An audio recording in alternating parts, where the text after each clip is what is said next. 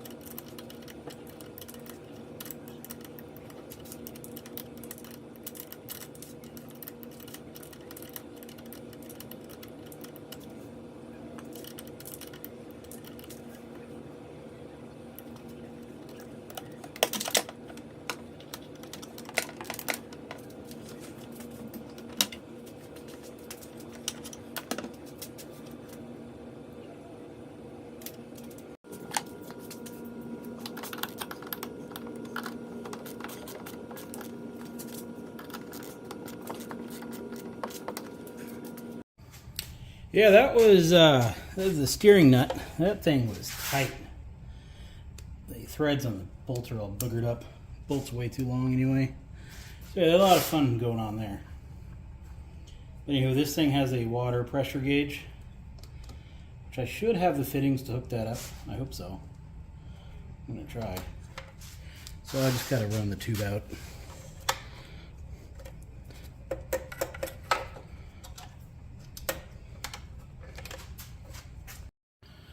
The engine does have a lifting eye, but I'm not going to use it. It's a straighter pull if I use the puller here, so it just makes it easier to get up and onto a stand with the angle it's going to be sitting on if I use this. So that is the plan. I'll get some tension on it and then pull off the top bolts holding the motor on, and it should come right off. Okay, let's do this.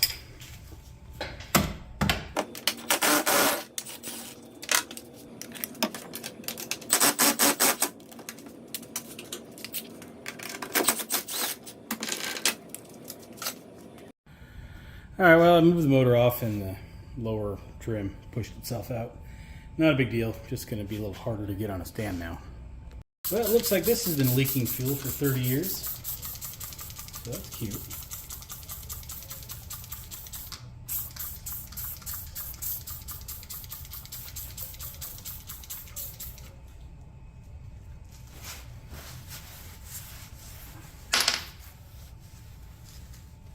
Oh, this is a nice, good, sticky stuff too.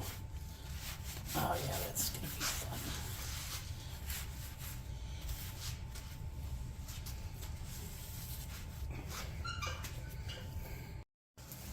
All right, first we'll spray it with new oil. Loosen up the sticky kind. Oh, that's better.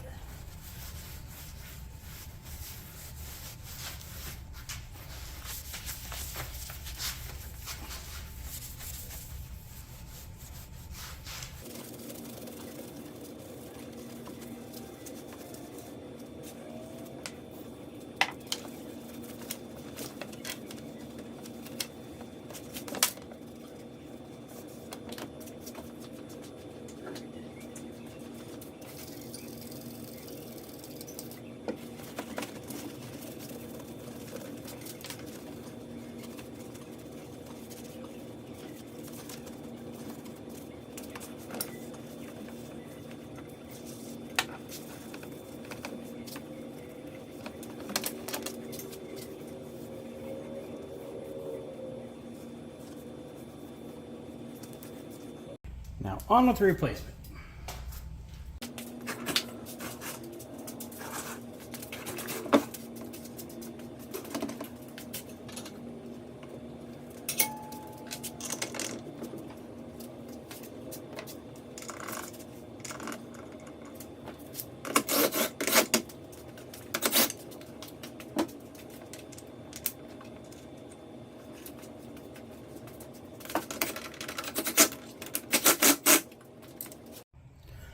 All right, if you are curious, the boat has a 73 series controller, which is one of the old Shipmaster looking things.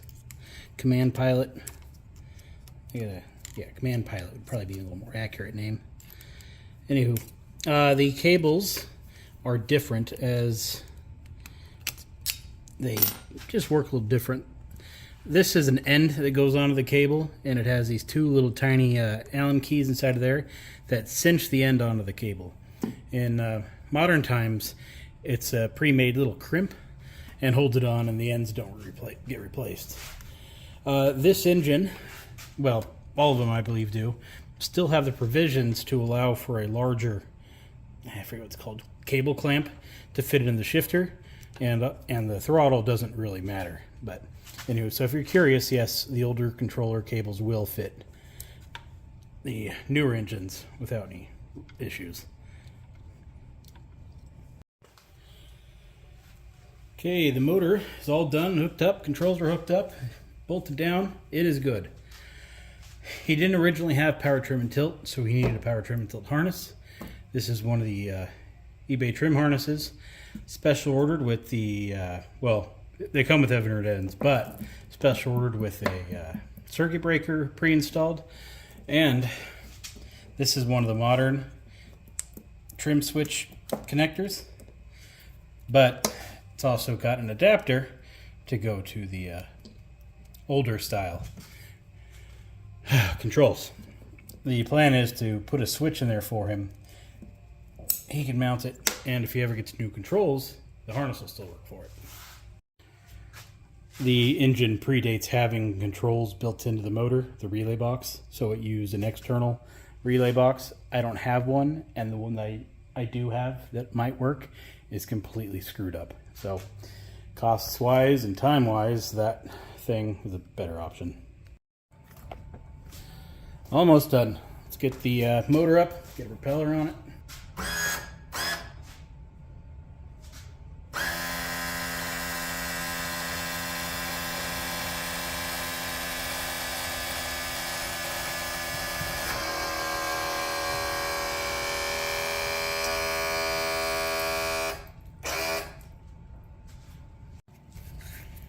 Before every propeller, wait for grease.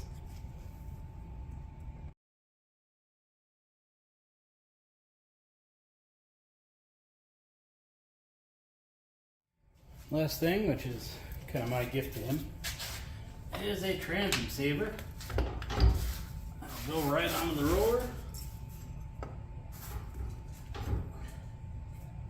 And well, sport the engine really.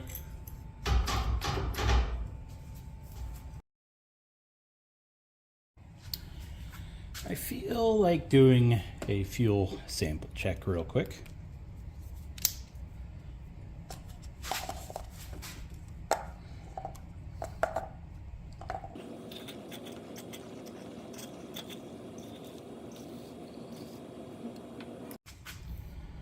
So in my half a cup, or 8 ounces, we have a significant amount of little deposits in there.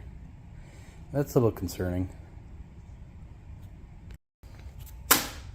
Well, I finished the boat, and I told him about the concerns I had with the fuel. Like, hey, it's a little dirty, and I don't know what kind of oil that is. I knew he added gas to it, so I asked him, like, what kind of oil do you use? He's like, oh, yeah, I use the outboard oil. So I don't know what kind of oil he used, but he knew it was a 2-stroke, and he knew it was a 51 mix, so no troubles there. But yeah, I told him, like, hey, the gas is might be a little dirty. You might want to change it out. So I just put 5 gallons in it. What are you talking about? All right, whatever. So I he got the boat, he took it out, and he said it ran just flawlessly, no issues at all, things perfect.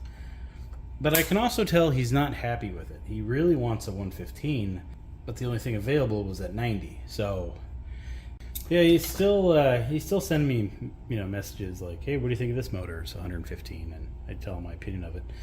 So he still wants something else. I guess it's just a right now motor. I think it's a great motor. I personally don't. I wouldn't care if 90 versus 115. It's still in the same kind of family of motors. It's not going to make that big of a difference. But it is, it is 25 horsepower, which is, enough power to push a good-sized boat pretty quickly. So yeah, I don't know. That's my opinion. I'd stick with the 90, but he wants a 115, so eventually it's going to get another new motor on it. But for now, it's a good running motor, and he's happy with it. I get some money, and I am now, 1/400th of my way to getting some riverfront property. So I'm getting there. So if this rate continues, 15.34 years from now, I will have myself some beachfront. I guess I really should rethink my tactic, because I was looking in a 2-year span. So yeah, I'm gonna figure something else out. But anyway, that's the end of that for now. I offered to go out with him, like, hey, we want to go test ride it, and I'll go out with you, follow you in my boat, make sure there's no issues. Nope, I'm good. Okay. I wanted to get some footage of the thing going down the water and see how it performed and whatnot compared to my little lightweight aluminum boat, but he didn't want to. Like I said, he said it's great, so we'll see what happens. Any questions, let me know. Otherwise, see you later.